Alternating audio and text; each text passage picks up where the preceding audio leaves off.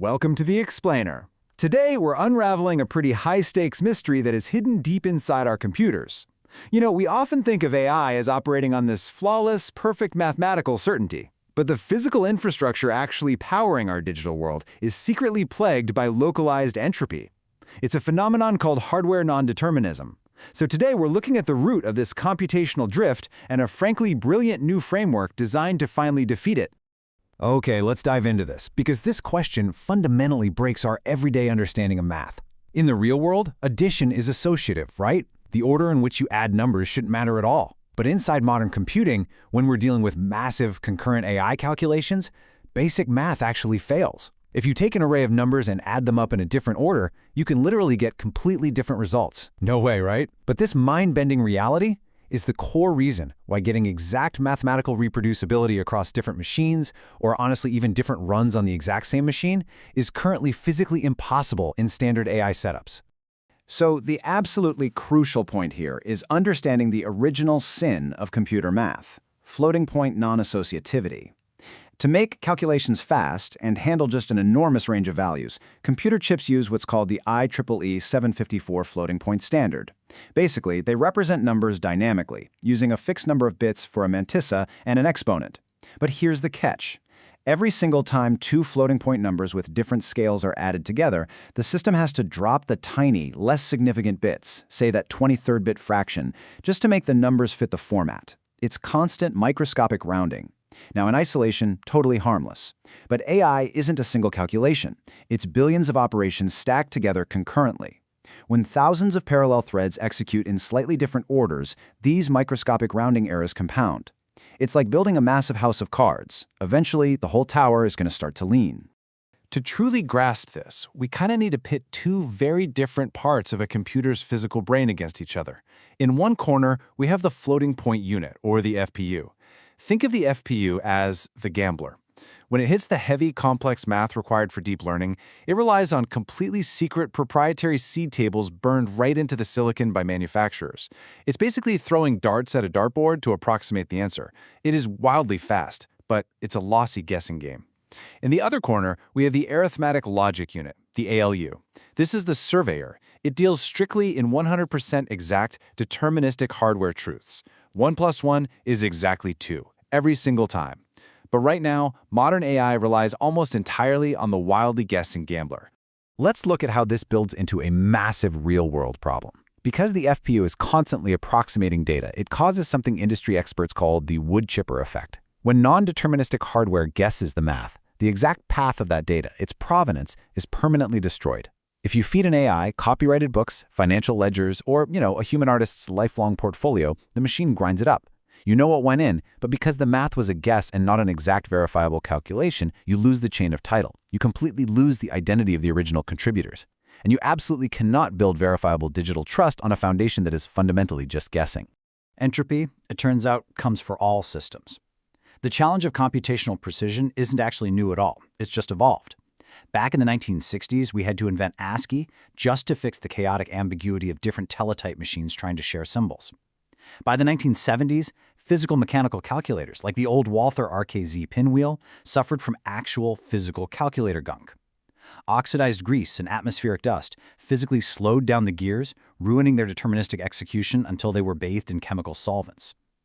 Today, we don't have physical grease. We have software gunk. It's the invisible accumulation of FPU drift and these really aggressive fast math compiler optimizations that reorder operations for speed at the absolute cost of predictability. We see this collision between fluid human intent and rigid computational execution literally everywhere. Take a recent bug documented by developers using the Claude Code HUD plugin. They just wanted a simple progress bar, but because the environment didn't explicitly support parsing ANSI color codes, the screen spat out raw, rigid text. Just a string of backslashes, brackets, and numbers. Just like a missing parser causes a system to spit out raw ANSI text instead of a smooth progress bar, a microscopic floating point rounding error causes massive AI logic to unravel. It's a perfect analogy for why absolute strictness matters. When rigid conditions aren't perfectly met at the lowest levels, the entire system degrades into chaotic gunk. And this brilliantly illustrates the need for a solution. Because if we just disable all optimizations to force AI to be exact, throughput plummets by up to 60%. That's massive. It's just too slow. Enter the LLM42 framework, developed by researchers to solve this exact bottleneck. LLM42 offers this genius architectural compromise inspired by speculative decoding. Instead of forcing every single calculation to be perfectly deterministic right from the start, it completely decouples token generation from determinism enforcement. Basically, it lets the fast AI do its thing and uses a separate lightweight mechanism to check its homework. They achieve this through the Decode, Verify, Rollback, or DVR protocol. It's a methodical, highly orchestrated three-step dance. Step 1 is decode. The AI uses the fast, non-deterministic Gambler to generate a sequence of candidate tokens rapidly, maximizing hardware efficiency with dynamic batching. Step 2 is verify. The system takes those guess tokens and replays them in parallel, but this time it uses a fixed shape reduction schedule, meaning it locks the exact mathematical parameters so the kernels behave perfectly deterministically. And step 3 is rollback. The system compares the results. If the fast guess matches the exact verification, awesome, the tokens are accepted. But if there is a mismatch due to that floating point drift we talked about, it instantly discards the bad tokens and recomputes them from the last known exact state.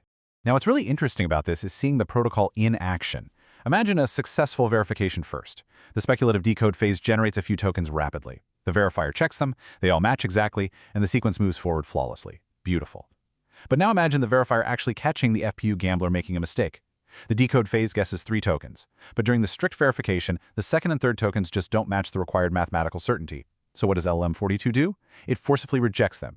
It rolls the sequence back to that first correct token, truncates the cache, and forces the system to resume from an undeniably exact mathematically sound state.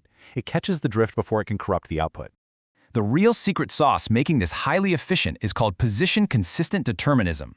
LLM42 realized you don't actually need a massive, globally enforced strategy for every single calculation across an entire batch.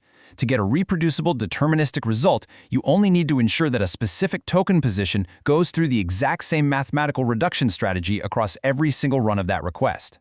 Different positions can use different strategies.